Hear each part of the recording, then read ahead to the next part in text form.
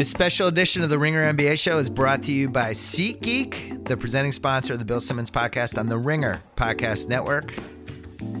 Buy and sell tickets in 2 taps on your phone. Everything fully guaranteed. NBA fans, $20 off your first SeatGeek purchase on NBA tickets. Use promo code BSNBA. $20 off your first purchase. Download the SeatGeek app or go right to SeatGeek.com. We're also brought to you by the Rewatchables, where I did a new podcast this week with Chris Ryan and Andy Greenwald about The Fugitive. You find that man. Oh, yeah.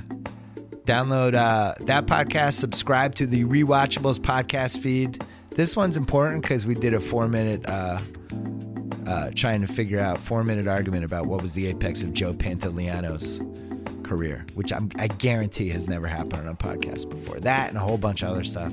The Rewatchables. Download that now. And also, don't forget about my column on theringer.com.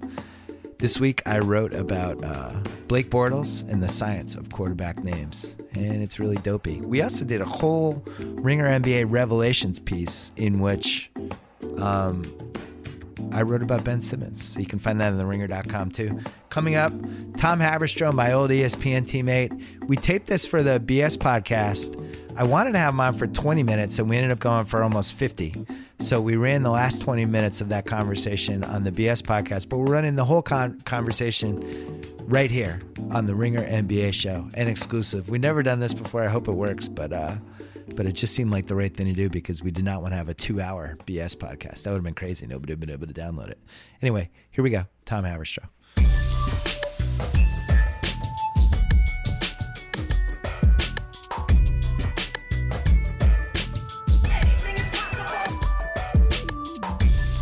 On the line, my old ESPN teammate, Tom Haberstroh, now of Bleacher Report. What's the name of your new podcast? It's Leverage the Chat is the company, and the new podcast is the Basketball Friends, and we should have some new ones coming out pretty soon, but that one is, the Basketball Friends is one I'm doing every day now. Every day? Yeah, I do it Tuesday, Wednesday, Thursday, Friday. Amin El Hassan and Black Trey, Waz, Mariano, they do Bomb Mondays, Black Opinions Matter Mondays, and then the rest of the week our NBA pod is Basketball Friends. So Try to switch it up every day to give a kind of different show every day. But yeah, I'm pretty much on it 4 days a week. Did you have to take some sort of detox shower, like when a nuclear reactor goes off and the people have to take the showers? Was that what it was like leaving Middle Connecticut, or no? I mean, we did this show. I mean, at ESPN, we had a daily podcast. Yeah. They shut down twice. And when Jade Hoy left this summer, it kind of left this crater. And my contract was up, and I hadn't been podding for 3 months. Pretty much all summer, I hadn't done a daily pod. So totally weird stuff was going on. And ultimately, it's good to be back with Jade, and it's good to be writing magazine stories. I actually just dropped one 5 minutes ago. I read Twitter, it. I read it right before I called you. It was about LeBron and yoga and these little bubbles that I'm going to get for my daughter because I'm a psycho. So explain the yoga bubbles. They're crazy, man. This video, I saw Dave McMenamin from ESPN. He posted on Instagram. The NBA Instagram posted it.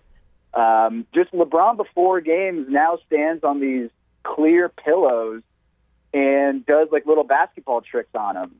And it's very bizarre. It's really weird. And it's the most viral video that the Cavs have put out this year. Obviously not much good content coming out of Cleveland right now. Yeah. But it's mesmerizing. And so I kind of called up a bunch of people in the industry to get the backstory. And I guess, Rudy Gobert, going from kind of this baby giraffe in the NBA to what he is now, a lot of it is just this core workouts that he does with Fabrice Gauthier in LA. And he works on these pillows, and they just really sharpen your core. They activate your central nervous system, and it's kind of all these pregame warm-ups that you see from Steph Curry. It's all in the name of firing up your central nervous system and working on your balance. And so LeBron started doing it after he hurt his ankle with his longtime trainer, Mike Mancias. And it's just kind of like alien-like, and it's super interesting. So yesterday I spent like 12 hours writing a football column, just sitting in a chair, and occasionally I got up and peed, and I think I made a salad. Probably not the same. Well, now, like, when you sit down, are you on a couch or are you in a chair? Like, when you write, what are you doing? I try to move around. That's the one thing I've learned as I've gotten older. Because my back went out like 13, 14 years ago. I'm a big believer in the core thing. Of course, I haven't been, my workout regimen has not been reflecting this, but it is like a lot of what can happen to your body is a lot of bad habits. It's been really interesting reading, how Steph Curry transformed his body and his career, because I've made this case before. There are these guys from if Steph Curry came into the league in 1963 and we didn't know any of this stuff, he would have had problems with his ankles, and he probably would have had a 6-year career, and he would have been out of the league. And now he can totally transform his body and fix every possible thing that's wrong with him. And he's turned into one of the most durable guys we have. It's inconceivable, even as recently as 10 years ago. I don't think it's possible, right? So I was talking to KK Lyles during the finals a couple of years ago, and, this is kind of like my MO when I'm researching a story, is like everyone who was asking Steph Curry, hey, how'd you fix your ankles and all this stuff? And he gives a very boilerplate answer. But KK Lyles, who was their strength guy at the time for the Golden State Warriors in 2015, he was like, yeah, we just had to work on his hips.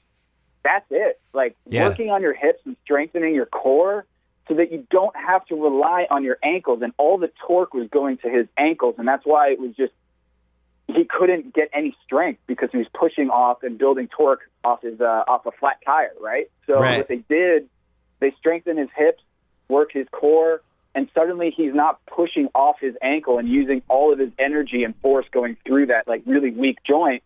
And now he's so much quicker, faster, stronger, more confident, and he hasn't, knock on wood, had any ankle issues. And that's why I get really geeky about these stories, because you wonder how a dude like Rudy Gobert turns into the Defensive Player of the Year candidate, right? You wonder how Kawhi Leonard can go from a power forward to a dude who can move so well and be a point guard out there and pick and rolls.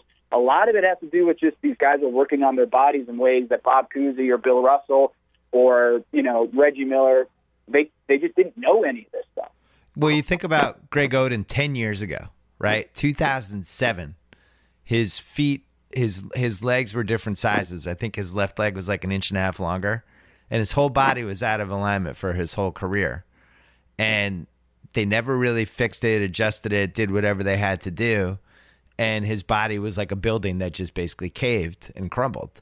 And I think if he comes in right now, if he's a rookie on the Trailblazers in 2017, I think the way they approach him is totally different. Even when you read the Tom Brady stuff about what he's done, because Tom Brady's faster than he was 10 years ago, which is inconceivable. And normally we would just say, well, he's taking PEDs and be done with it. But then you read the stories about what he did, and he basically retrained the lower half of his body how to move. His body was, for whatever reason, when he ran, his body was almost like running in sections. And they did all these exercises and retrained his brain to send these signals that when the upper half of your body is doing this, the lower half of your body is also going to do this. And it makes sense, because if you watch him scramble, he's much more fluid. 10 years ago, it was every time he scrambled, you were terrified. You'd be like, oh my God, oh no, oh God. And it would just be his body was going in 9 different directions. And now he's pretty smooth. And I totally believe in this stuff, and I know it's something you're passionate about too. Yeah, but can I come at you real quick about this TB12 method? Please. How does thinking about elasticity prevent concussion? I read that part of the story, and I was wait, what? How does that make any sense? Maybe he's on a different wavelength than all of us, but man, that seems like some snake oil salesman right there. Well. And that's the Tom Cruise part of the Brady thing. I didn't love that piece. I even tweeted about it, that ESPN magazine piece, because I just thought, there was kind of a Lance Armstrong, Barry Bonds-y feel to it that I didn't understand why it was there, because it's clear that, you know, he's really passionate about the way he's kind of redone every conceivable part of his career and how he thinks about stuff and all that thing. Like, the part about concussions is weird. I'm not going to defend that. I think it's insane to say that if you live your life a certain way, you're going to be less susceptible to concussions. But I do think, I think it would make sense that he's slightly more equipped to, I guess, recover. And the fact that the fact that he's a 40-year-old guy who takes a pounding every week and it doesn't really seem to faze him means that there's got to be some real substance to some of this stuff. Like, even like when people were taking PEDs in the 1990s, early 2000s, like, they were breaking down. They were having injuries. Like, they were putting too much muscle on their bodies and things were happening and ligaments were snapping. And, you know, even somebody like Bonds, whatever the hell he was doing, it's not like he was in the lineup week after week after week for 9 straight years. Whatever that people are doing now, I think, is the durability and the ability and recovery are the two things everybody's looking for. LeBron, another example. LeBron is just, you know, he's keeps getting stronger. And I think he's another one who believes in this stuff, which goes back to your yoga thing. Yeah, and he's a guy who is on the very front end of like cryotherapy chambers and like freezing your body. Have you done one of those, by the way? No, I've always wanted to. I might. I want to play in the Drew League next summer, so I'm going to get back in shape. And wait, hold up. Oh yeah, I just announced that right now. Yeah, I want to play in the Drew League with my ringer dudes next summer.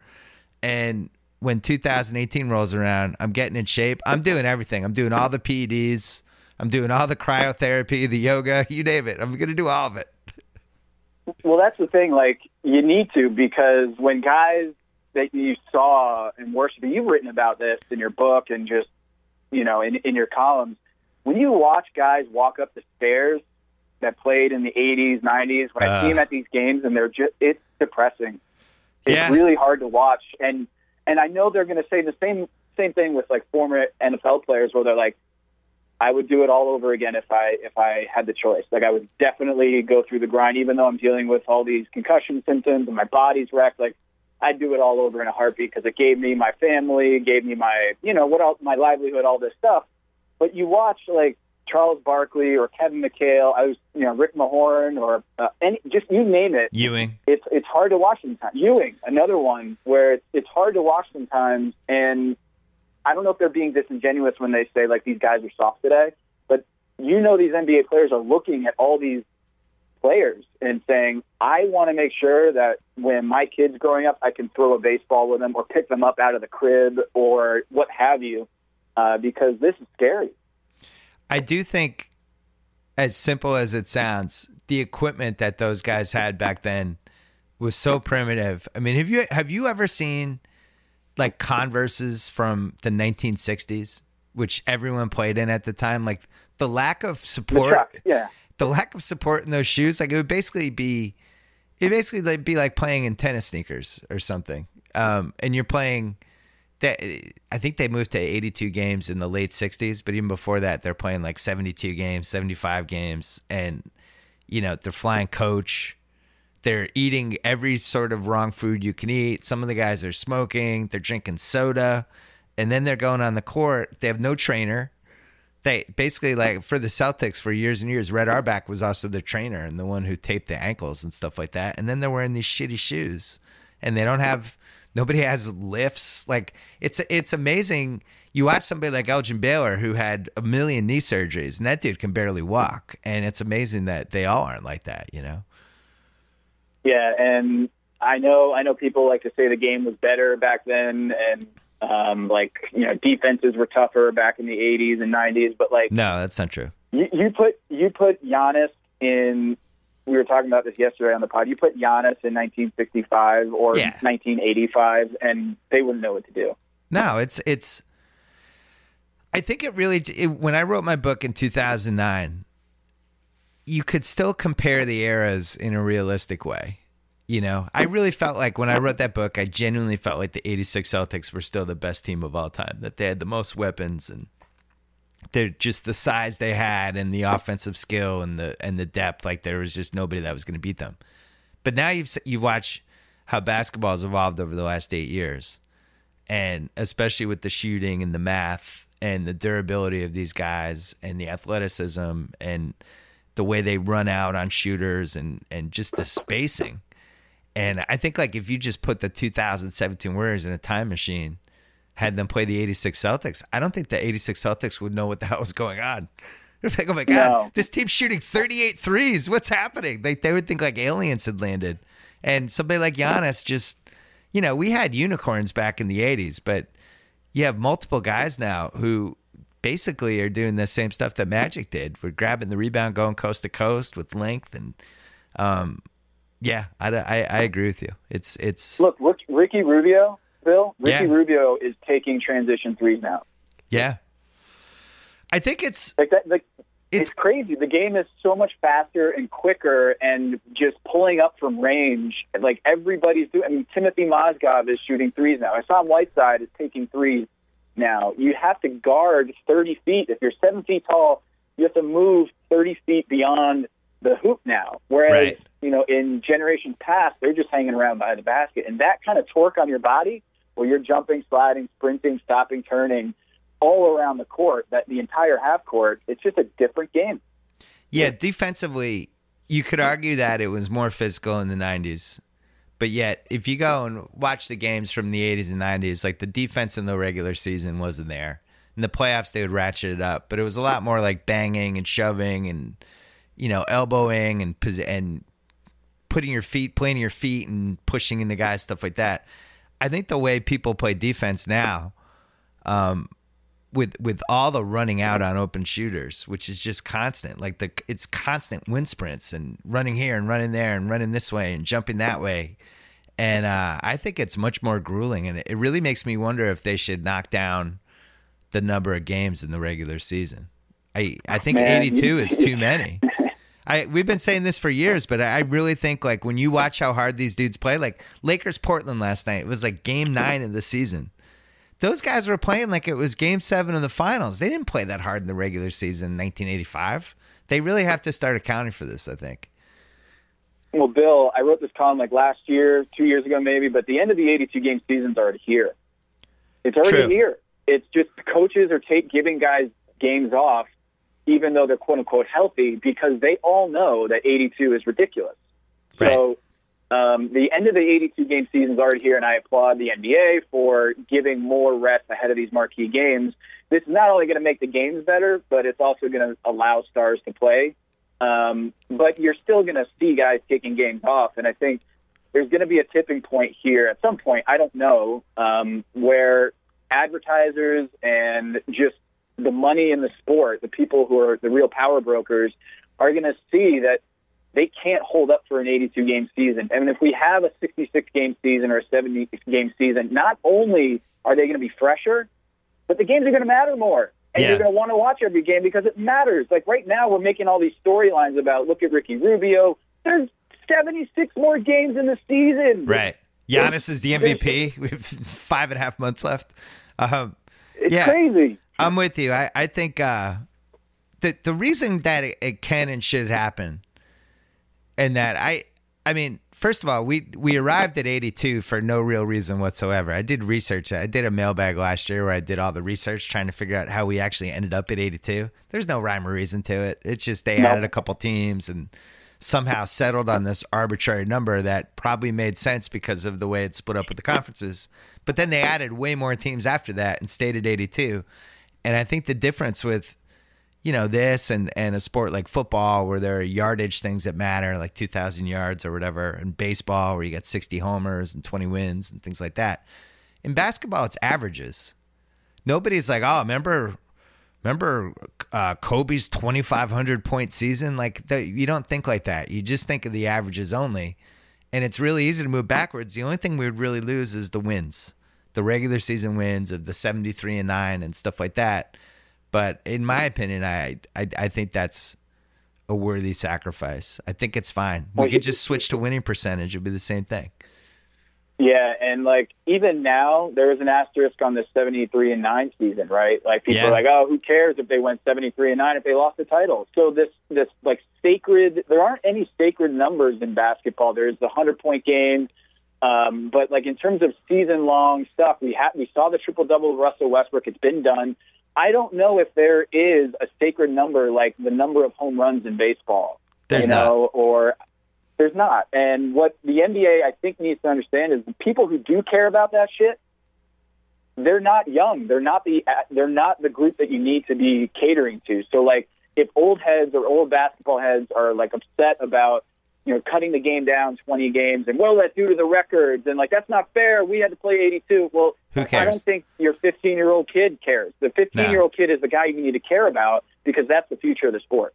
The indefensible thing is they should be at 76 already. There's no reason not to. It actually fits better with the amount of teams they have. The 2 times versus the conference, 3 times in your own conference, and you're good to go. And it's either 75 or 76. I can't remember the number. But let's go through some storylines really quickly. Do you believe the Cavs defense is broken? Yes. I do too. Yes. These teams, when they go through 3 finals, I watched it with the Miami Heat in 2014. It's really, really hard to get that motivation. It not only are you physically exhausted LeBron James has played 2,400 minutes in the postseason in the last 3 years. The last 3 seasons, he's played an additional regular season, 2,400 minutes on top of his regular season. Well, wait a second. If you throw in the 7 Miami years, isn't it like over 2 additional seasons with those postseasons? Oh, yeah. It is, right? Oh yeah, and I'm just talking about the last 3 years. Yeah, like this is the workload that he's having to do. And look around LeBron right now. Like it's Kevin Love and Jeff Green and Jay Crowder. Like I don't know where they're going to get the motivation because you need to have that carrot in front of you to go balls to the wall every night and play NBA caliber defense because the league is too young. It's too fast. If you're not running back in transition, you're toast. Look, the NBA right now, the Brooklyn Nets, I just looked this up, the Brooklyn Nets are averaging 105.9 possessions per 48 minutes, according to Basketball Reference. Wow. 106, let's call it. 106, let's call it. The 2005 Suns, the 7 seconds or less Suns, they never got to 107 in the entire season. They got over 106 once. And in the other 81 games, they didn't match the Brooklyn Nets average pace this year. And it's, Kevin Arnett had a similar tweet where comparing the pace of how quickly it's gotten so fast, like LeBron James and the rest of the Cavs, they can't just lollygag. They can't sleepwalk through games anymore because it's just that much faster of an NBA. Yeah, and I think it's a little hard for people who have been watching the NBA forever to even fully understand. But I'm looking at the stats right now.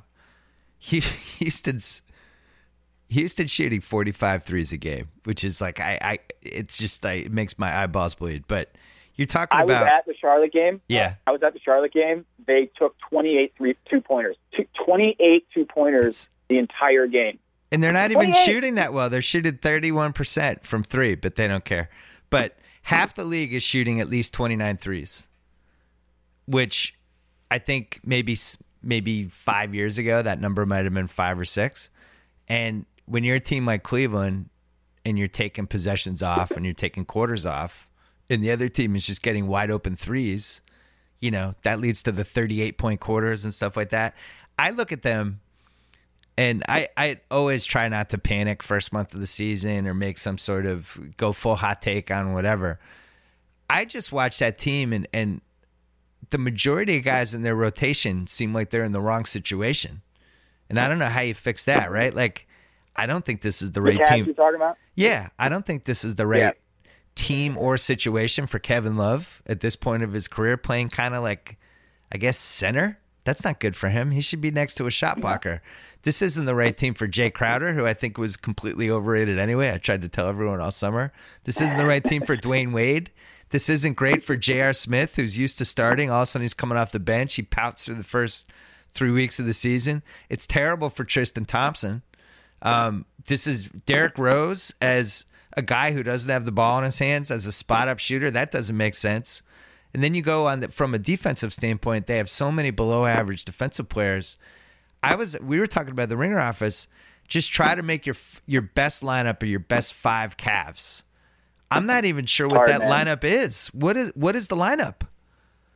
And LeBron has to convince himself, because I think he's gone after this year. He has to convince himself I'm going to put my body through the grinder for this squad.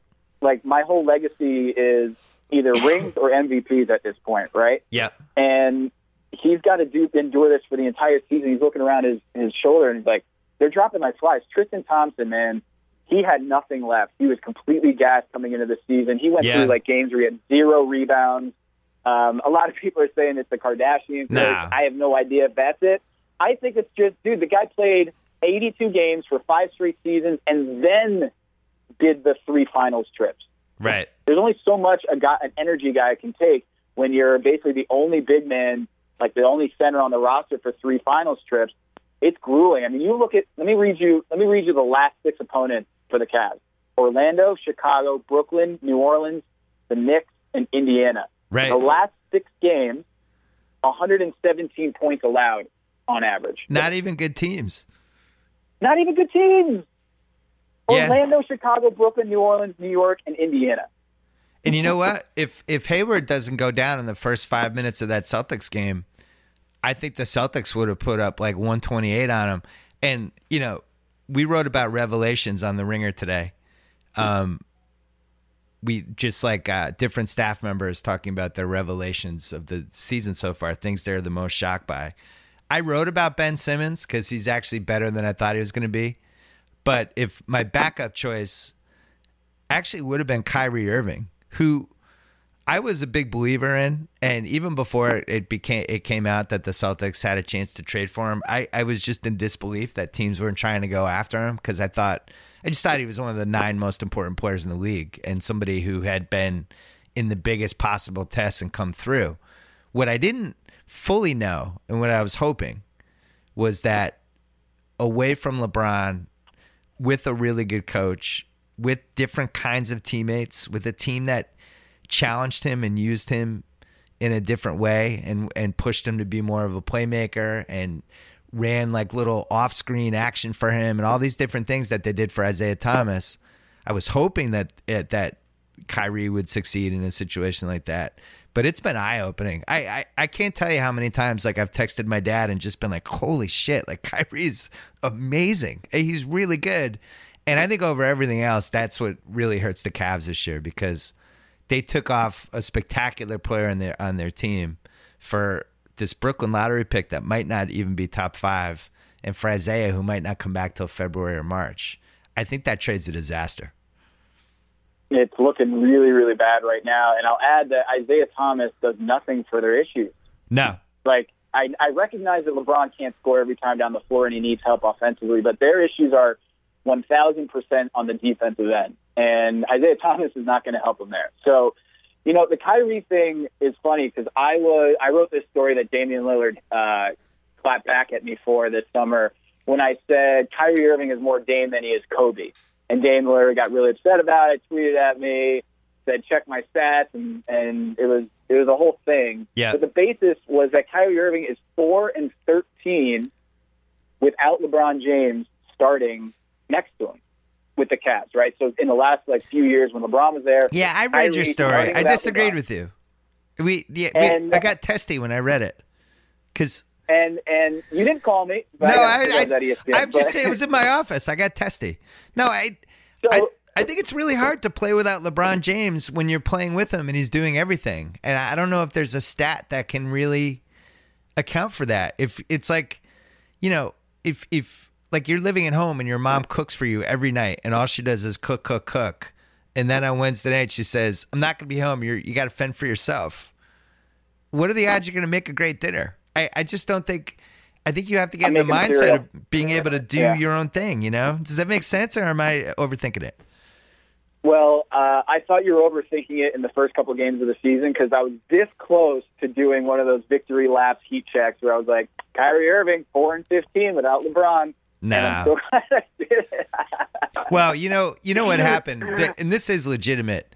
He was really, really upset about the Hayward thing because for two reasons. One, because I really think the Celtics team thought they had a chance to make the finals. I think they had a great preseason.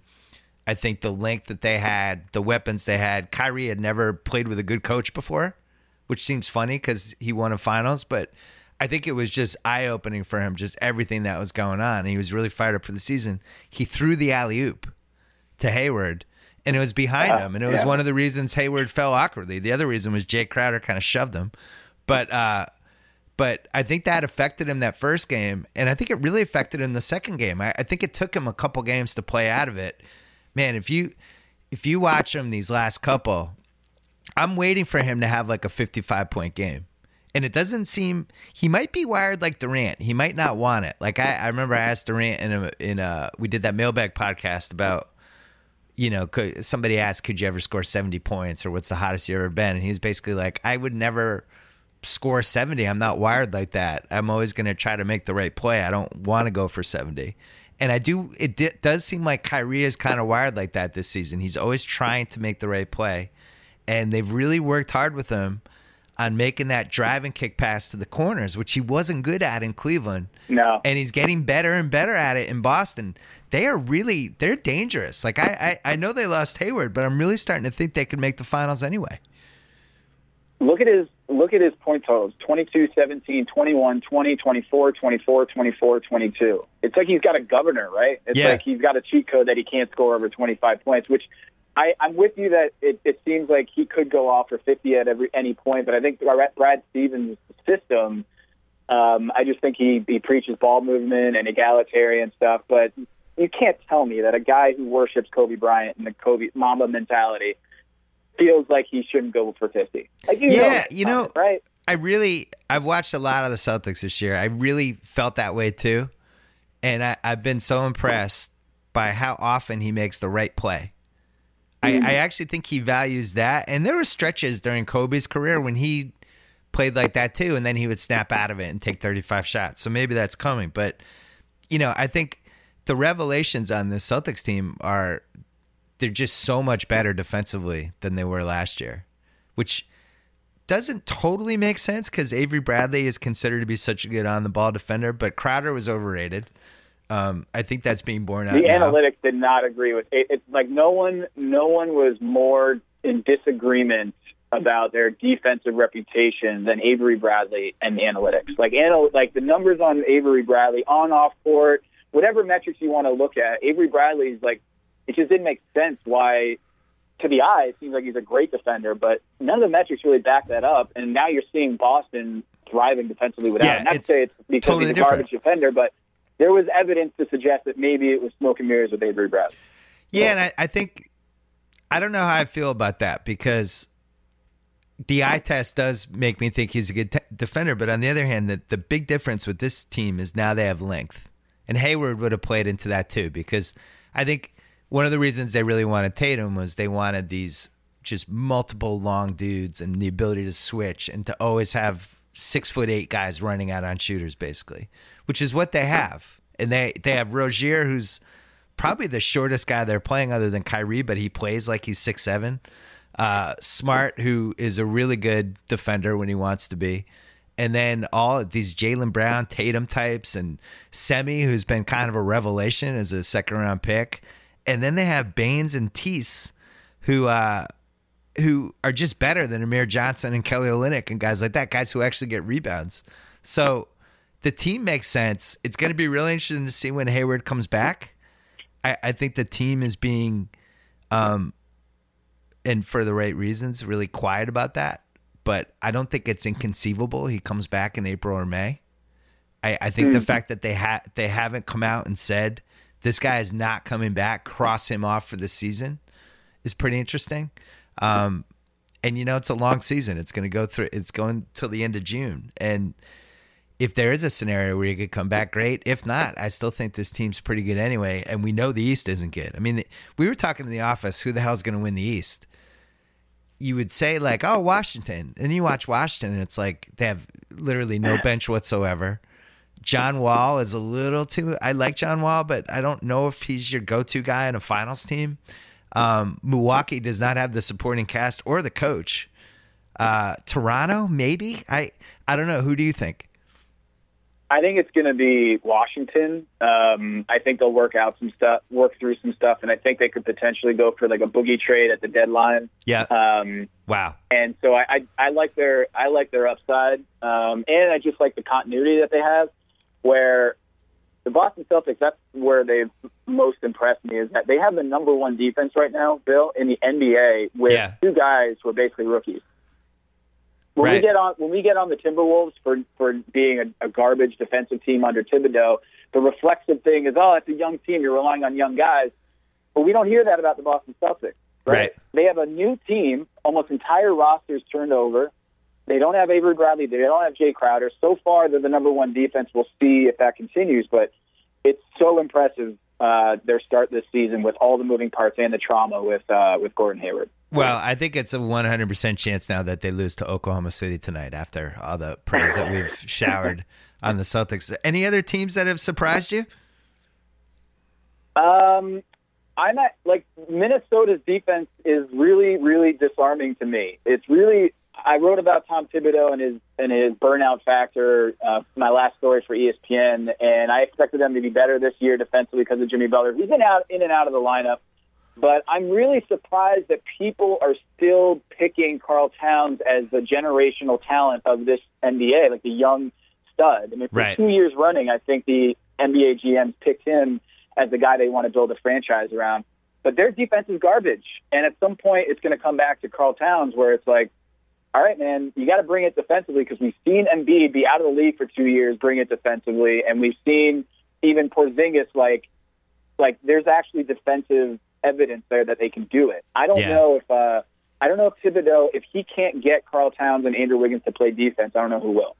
One thing that's the reason I don't think anybody can say who's going to win the East is I still think there's going to be a couple of monster trades, and Minnesota's a team that could be involved in one of them. But I think when you look at the East, Milwaukee definitely has a trade to make. I think the Celtics are positioned now because getting this $8.4 million injury exception from Hayward, I would expect them over the next 10 days to just sign some random dude for $8.4 million. I mean, it could be like freaking Ty Lawson. Doesn't matter. Sorry, Tate. Just sign somebody who's a cap figure, and you get that guy for $8.4 million. You can stack a couple more salaries. Now you can go get, I don't know if I'd want Eric Bledsoe, but somebody in that price range. I think Orlando's a team that could make trades. Milwaukee has a bunch of different ways that they can make moves. You go on down the line, it just feels like out of all the years, after all the trades we've had, there's still going to be a couple trades that could kind of shape where we're going. And I think San Antonio could be a contender for that too. Who do you think is the most likely person to get traded? Boogie? I think Boogie's there. Have you seen his numbers? I mean, he's an MVP candidate. He looks miserable, and his teammates look miserable playing with him, but he's putting up giant numbers. Listen, 30 points, 13 rebounds, 5.9 assists, 2.3 blocks, 2.1 steals, and 2.8 threes per game. Wow. And the threes are going in. That's the shocking thing. I can't believe these big dudes are shooting threes. I remember it's crazy. In the early 90s, I remember McHale, because he was getting old, just occasionally would throw up a three, and it was always like the craziest thing that happened in the game. Like, oh my God, McHale made a three. And now he would probably take 7. I don't even know what his style would be now. I remember watching Boogie early in his NBA career, and he'd run like a coast to coast, and it was shocking to me because at Kentucky I didn't see that. And then I was like, well, this guy has some like weird big like point center skills. Yeah. And then now he's showing it. Like if I told you a guy in the NBA is averaging 30 points, 5.9 assists, and 7.6 threes attempts, like you're thinking, oh, maybe that's like Klay Thompson, maybe that's a 2 guard. That's Boogie Cousins right now. I mean, the league is so like they've got these giants, and it's tough because Giannis is in a small market, Boogie Cousins is in a small market. I know Embiid's in Philly and he's a superstar, but I feel like, that these guys are not being in small markets, I don't know if people can appreciate what kind of skills we're seeing out of these big men. These 7-footers are freakishly talented, and I think Boogie playing next to Anthony Davis without any wing players, no distributors. Drew Holiday wants to play the 2. He doesn't want to play the point guard. I know. That's a team that's going to have to make a deal. God, that Drew Holiday contract was dumb. It's really, there are teams that have just, and this has been something that's been going on for most of the 21st century, these teams that have just done a complete disservice to their superstar. I think LeBron is the greatest example of just all the moves the Cavs tried to make to try to do a win now type situation. And New Orleans did the exact same thing with Anthony Davis. Just, hey, we got this guy. Hey, we overpaid this guy. And it's like, well, you're on a treadmill. You're not doing anything. You're not building anything. And now they have these 2 guys, and everybody else around them is completely inferior to them. I as a Celtics fan, I'm terrified of the Boogie Wizards trade. It just feels like it just feels like it's going to happen. I don't know what the trade is. I don't know if it's Otto Porter. I don't know if it's Gortat and Oubre and 5 first-rounders. I don't know what the fuck's going to happen, but it just feels like Boogie, Wall, and Beal are going to be in the same team. That's my fear. And if you're Washington, you got to make the deal, right? Because this is the vulnerable East. If you're looking at a time to strike, it's right now. You got to do it. You got to put multiple firsts on the table. You got to get it. You got to get them. You got to pay full price.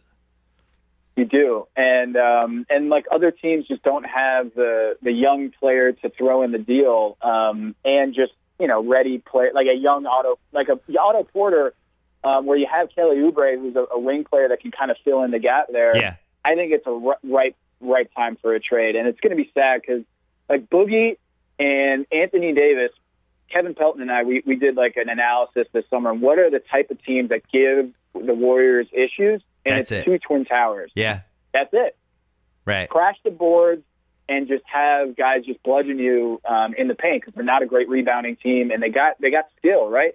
And they just don't have a roster. They don't have an NBA roster, and I think that's the issue when we talk about the medical issues of teams. Like New Orleans Pelicans are right at the top of the list where they're the Quincy Pondexter thing is really, really shady. And then the fact that like Anthony Davis is out every other game. Yeah. I think that matters. Not only is it a small market in New Orleans, but you also have like guys whose careers just seem to go sideways because they can't stay healthy. And I think that matters for free agents. They're not going to play with Boogie and Anthony Davis because I think there's just too many question marks with the front office. Who would you rather have treat you with some sort of injury, New Orleans' medical staff or Philly's medical staff? I know David Martin over with the Philadelphia 76ers. He was a cycling guru who helped Joel Embiid like rehab. They sent him to Qatar, and he's kind of an out-of-box thinker. I just think there are too many cooks in the kitchen. There's so many medical guys in that front office. They just hired a new guy this summer to oversee the whole medical staff. And like the Jahlil Okafor thing, no one talks about, but he had a torn meniscus, I believe. And he was supposed to be out for 6 weeks, and it turned out to be 6 months. How did that happen? The Ben Simmons foot, all the Embiid injuries. I mean, Rashad Holmes had something. God, it's ridiculous. Last question. Fultz, the biggest mystery in the NBA right now. Markelle Fultz. How does that happen? It's actually legitimately a mystery. That's what it is. Ken Berger wrote about it today. It's a mystery. That injury I've never heard of before. It almost sounds like a dead arm in baseball. Like he just shot so many shots, his arm got tired. Like he was Tim Robbins and filming Bull Durham or something. I've never heard of it. Koufax.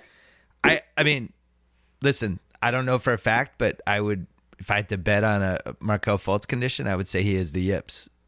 Just that's it. You can throw any of they did this, he did that. I think the moment got too big for him. Would be my guess. But isn't the Woj agent story confusing too when the agent comes out and says he had fluid drain from his shoulder and then Woj has to put out another report that actually that's not true? Like, that seems pretty conflicting. Although, if it is the yips, that would be the cover-up, right? Is making up like physical problems explain it. That's my point. Last question, then we got to go. You're redrafting the draft. Who's your top 3? Redrafting the draft this year? Yeah, the one we just had. So, like, the 2017 draft? Yeah. Who's your top 3? That. Is Jason Tatum number one? I think he is. I wanted you to say it, though. I think I know you too well. Jason Tatum looks awesome, and we didn't even talk about him when we got on the Celtics, but he's a teenager. Yeah. And he's doing this. He's 19. I was there for Paul Pierce's rookie season, and he was 2 years older than Tatum and was not as polished. And Tatum can just get to 12 to 15 points every game by being on the floor, which is really hard as a rookie. It's hard to not disappear game after game as a rookie, and he doesn't. I go Jason Tatum. I go Jason Tatum, Dennis Smith Jr., and then Lonzo Ball. That's how I go. Wow. Okay. That's interesting. I don't know what to make of Lonzo. I've never seen a point guard who wants to have the ball for less time than Lonzo does. He has. He's hot potato. He's a guy who just. Yeah, he's overwhelmed right now. Like shooting wise, he's shooting under 30%. And last night he played like a full game and didn't score.